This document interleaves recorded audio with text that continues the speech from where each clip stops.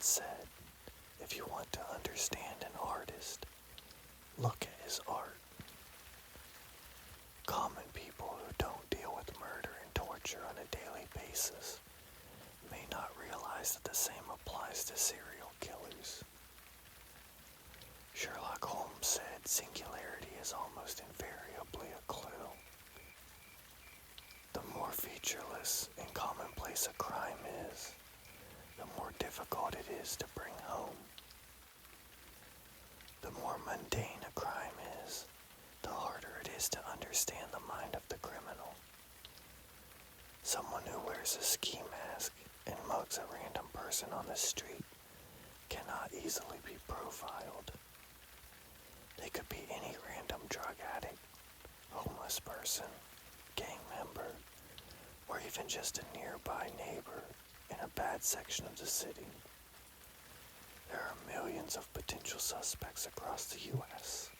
who could commit such a crime, but someone who kidnaps women on the full moon, hangs their intestines on the branches in a forest, and mails their bloody eyes to a news channel leaves behind a lot of clues. The more outrageous and unique the behavior of the killer, the more our profiling techniques allow us to understand his feelings, his upbringing, his mindset, and eventually his identity. Usually, anyway. But not this time. This time the man I was hunting, who the media called the Frost Hollow Ripper, would not fit any normal profiling description or psychiatric prediction that the best minds at the FBI had created over decades. By the end of the case, I wasn't even sure if what I was hunting was human at all. My partner and I drove through the bloody glow of the sunset deeper into the forest, heading to the crime scene. It was the third crime scene we had been to for this unsub, or unknown subject, the Frost Hollow Ripper. The GPS took us down dirt roads cratered with potholes and covered in sharp stones that crunched under the tires. This is really the middle of nowhere country, huh? My partner, Agent Stone, said as he swerved around yet another pothole. I nearly felt car sick from all the steep hills and curving back roads we had taken. Up ahead, I saw the bright red and blue strobing of police lights, though their sirens were off. They had secured the crime scene after a hunter had found the body and called it in. Their orders were to keep everyone out until crime scene technicians from the FBI could examine the scene and collect evidence. I haven't seen a house in at least 20 minutes, I said, agreeing. We pulled up on the narrow dirt road behind the first of the police cars. Strangely enough, though, I saw no police anywhere. Yellow crime scene tape was haphazardly strewn across trees and bushes, but it looked like someone had given up halfway through the task. Damn, these rural head cops can't do anything right, Agent Stone said angrily, shaking his head. Where is everyone? They're supposed to be securing the crime scene, not off in the bushes to a circle jerk. Something didn't feel right about it to me, though. I scanned the black shadows and looming pine trees towering over us on all sides, but nothing moved anywhere. Agent Stone shut off the car, and I realized something else eerie. There wasn't a single sound coming from anywhere around us, other than the slight ticking and pinging of the cooling engine. It was as silent as a graveyard. Even the wind seemed to have stopped, as if the world held its breath and waited. This doesn't feel right, I said, feeling weak and anxious. My heart seemed to be beating too fast in my chest. I wanted to get out of there. Something's wrong here. Can't you feel it? Agent Stone cocked his head at me. You feeling all right, buddy? He asked. I shook my head. There's no sounds outside. No crickets, no bugs, no chirping, nothing. It's eerie. And where is everyone? I said. He gave me a crooked grin and pushed his door open. That's what we're about to find out, he said excitedly, keeping his hand on his .45 pistol. He still had his normal swagger and bravado.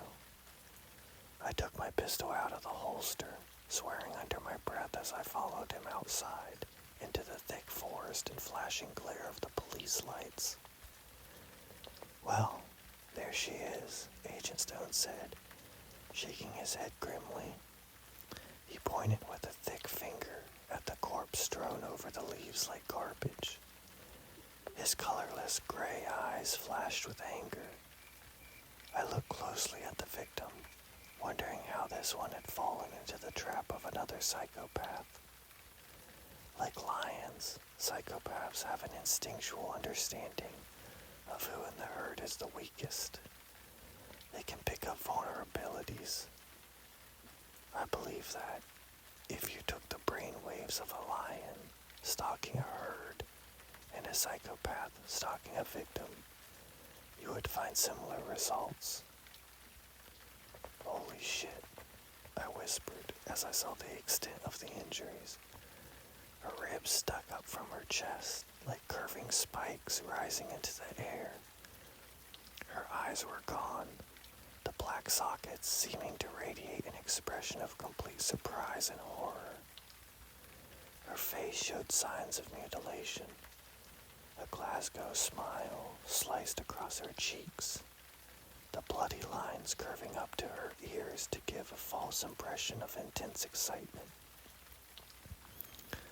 Her fingernails and toenails were all removed, the bloody, gaping flesh looking raw and red.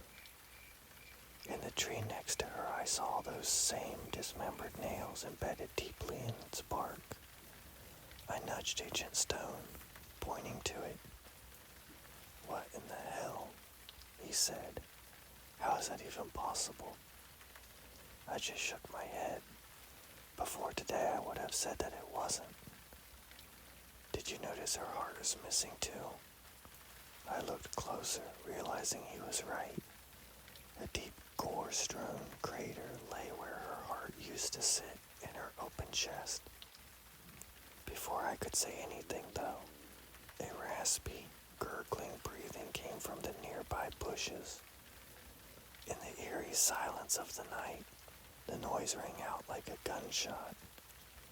Agent Stone and I froze, staring in amazement and horror at the brush as a police officer came crawling out. He dragged himself forwards like a possum with a broken spine. His legs were bent backwards like the legs of an ostrich. Sharp bone fragments pierced outwards through his skin, leaving angry red tears in the flesh that slowly dripped blood down his pale skin. Like the woman, his eyes were removed. Now only gaping holes remained. Is someone there? The police officer whispered in a hoarse voice, coughing up a mouthful of blood. God, help me. It was here. I saw it. It took shit. What was here? Agent Stone asked frantically, kneeling down before the man. What did you see? But in response, the police officer's head fell forward, his arms and legs twitching as he seized and danced. With a chattering of teeth and a ragged death gasp, he fell still. His mutilated face slowly descended to the carpet of leaves on the forest floor. I looked back at the police cars, counting 3 of them. If my guess was correct, then there were up to 5 more officers still missing or lost. I didn't know what kind of chaotic blood bloodshed had happened here, but I didn't have much hope that any of them were alive. Agent Stone had taken out his radio. Frantically, he began whispering into it, glancing around with panicked eyes at the shadows that pressed in on us from all sides. "This is Agent Stone," he called into it. "We have officers down. State police officers, not feds." He waited for a long time. "We need backup immediately at the crime scene off of Turtleback Lane. Over." A hissing like many snakes exploded through the speaker. Behind the white noise, I could hear faint words, raspy and barely audible. There were other sounds in there too. Explosions, the shrieking of metal, the theme song from Looney Tunes, and gunshots. Then it descended into laughter, and the radio slowly failed in Agent Stone's hand, the lights fading out and the sound dying to nothing. "What the hell? This is almost brand new," Agent Stone said, shaking the radio. He began to try to check the back and remove the battery cover, but I grabbed his shoulder as I saw a glint of rusted metal off a nearby giant rock, only 20 feet or so from the bodies. "What is that?" I asked in a low voice. "Are you seeing this?"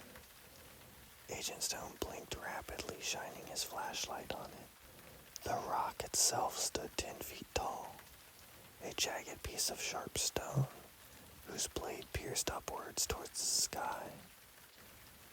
I saw a square of ancient metal with a spinning handle like a submarine door might have in the bottom. It was more than large enough for a full-grown man to move through. "Some joker probably put it there," he said, putting on a pair of latex gloves. "Or the killer did," I said. Slowly we descended forward and looked at the strange door. "Do you think this could be some sort of weird hermit safe?" he asked, looking up at me with excitement. "Maybe the killer used it. Maybe he built it." I shrugged, not knowing what to say. "Well, only one way to find out." Excitedly, he moved forward and wrapped his gloved hands around the handle. "Wait, I'm not sure," I began to say, but my words were cut off by the low whining of rusted metal as he spun the wheel. "It's stiff as all hell," he groaned, his large muscles bulging. Small beads of perspiration popped out on his pale forehead as he continued struggling with the rusted wheel. After a few turns, the mechanism unlatched with a click. The trapdoor began to pop open on its own with a whirling of gears. At the same time, a wail like a tornado siren started all around us. It sounded like the trees themselves were screaming in low, descending waves. I covered my ears, trying to say something to Agent Stone, but I couldn't hear my own voice over the shrieking of the siren. Then the door finished opening. The siren cut off in mid-note. Agent Stone and I looked down at the trapdoor, now completely spooked. I continuously checked my back, looking for any movement. I also looked for hidden speakers in the trees, but I couldn't see any. "Shit," Agent Stone said, which encapsulated my thoughts exactly. Through the rock wall, we saw a hallway covered in peeling yellow wallpaper and flickering fluorescent lights. A smell like blood and vomit blew out of it in a soft, fetid breeze. The humming of the lights overhead was turned up to max volume. It felt like a clamp pressed over my forehead just listening to them. We stood motionless for a very long moment, just staring into the impossible scene.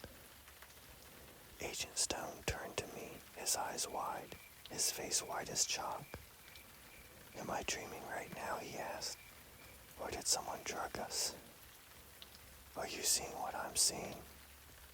I nodded, starting to say something when a ragged scream full of agony and terror tore its way across the tunnel. I jumped, my finger tightening around the trigger as I instinctively raised my gun, but nothing was there. I took out my radio trying to call for backup, but it was totally dead, just a hunk of useless plastic and metal in my hand. "Is that blood?" I said, pointing to the hallway. It had cracked wooden floors with large black holes eaten into them.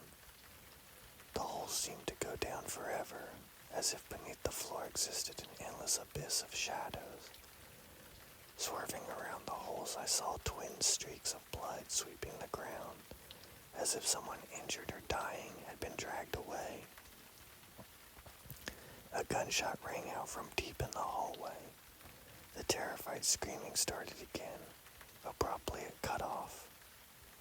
There was a faint sound of gurgling and bubbling, then silence. Agent Stone shook his head, then began walking forward into the tunnel. "Watch my back, Harper," he said. "I think we may have an officer down somewhere in there." We passed through the trap door, avoiding the craters eaten into the floor, as if by a corrosive acid. The endless drop beneath my feet where these holes existed caused my stomach to twist with vertigo. The blood trail swirled around the craters with precision. Doors lined both sides of the hallway. They looked like hospital room doors. A dingy, gray color with small observation windows built into the top of each one. "There's people in there," Agent Stone said with a note of amazement. I quickly glanced through the observation window he was staring at. I saw a cell with smooth, gray concrete forming an oppressive box. In the corner, the dead body of a young girl lay, her eyes torn out, her chest ripped open. Next to the body, I saw something. It was nearly as tall as the ceiling. Its body was impossibly thin and its limbs long and twisted. Its glossy black skin flashed as it turned, looking straight at me through the window. Its eyes were like pale, milky cataracts, totally faded into a disgusting off-white. Its head tapered to a point. Its mouth was like a deep, infected slash from a knife. It ran at the door with a gurgling wailing, almost like the crying of a terrified infant. The door shuddered in its frame as its black body felt the window and smashed into it, but thankfully the door held. Ahead of us, a creaking sound traveled down the hallway, as faint as a whisper, and yet this subtle, small thing terrified me just as much as the creature I had just seen. Agent Stone continued moving forward with single-minded determination, his face fixed and grim. He looked ready for death, and here we would find it. A decapitated human head flew out the open doorway 10 feet in front of us, smashing against the sickly, yellowing wallpaper with a cracking of bones and an explosion of blood and hair. A moment later, the rest of the body followed, still clad in a police officer uniform.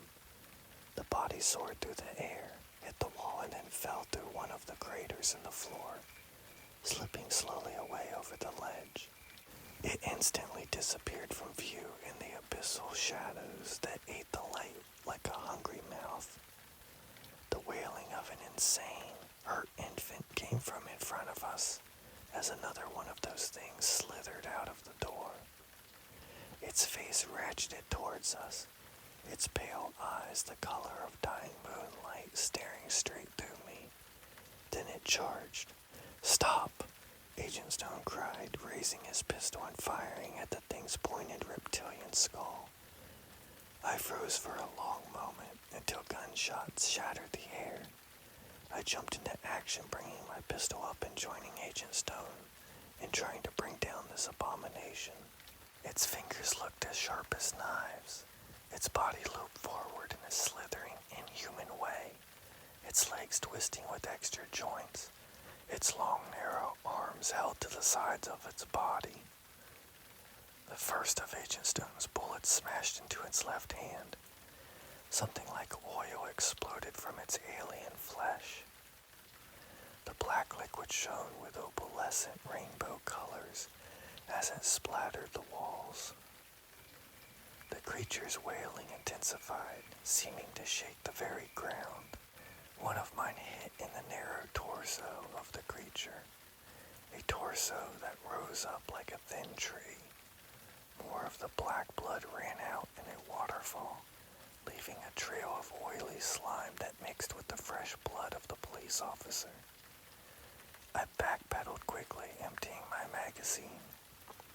Agent Stone turned to run as his pistol clicked empty. I spun, seeing that I had nearly fallen into one of the enormous craters eaten into the fabric of this eldritch hallway. We started sprinting our way back towards the door, which seemed like no more than a dark pinprick far off in the distance.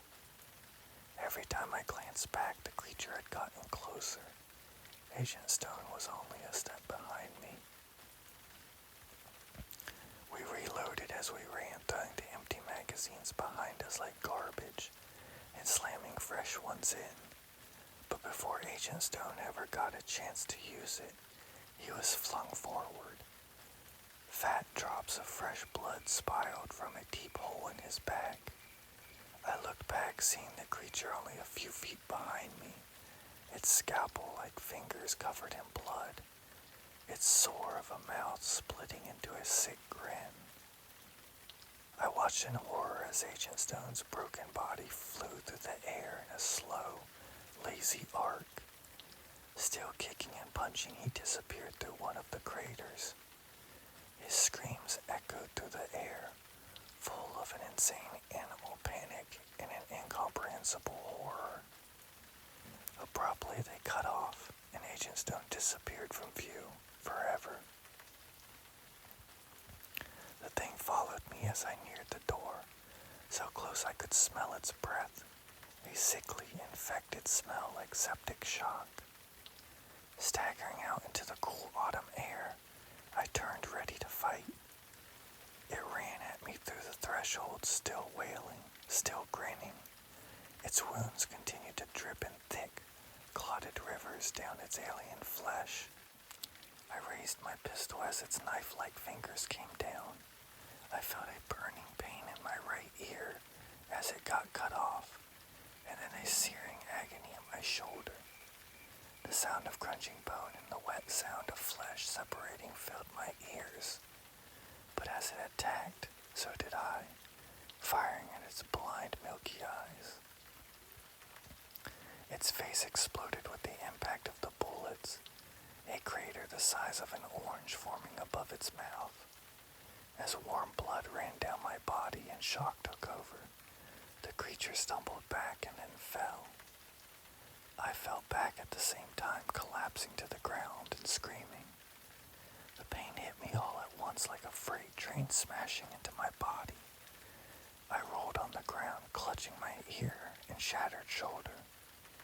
Before the creature fell, though, I caught a glimpse of something metal around its neck. It looked like a silver cross. At the time, injured and terrified, I thought nothing of it. I crawled back to the car, hoping against hope that the car radio would at least work. And to my surprise, it did. There were no more hissing or faint voices behind the mist of white noise as I called for help. Agents quickly arrived, but they weren't from the FBI. They took the body of the creature away and examined the door as EMTs moved me into the back of an ambulance. A couple days later, my supervisor called me into his office and told me some disturbing news. The creature I had killed was actually a person, a man who had gone missing 6 months earlier. He had disappeared from his house in the middle of the night, surrounded by family members and street cameras.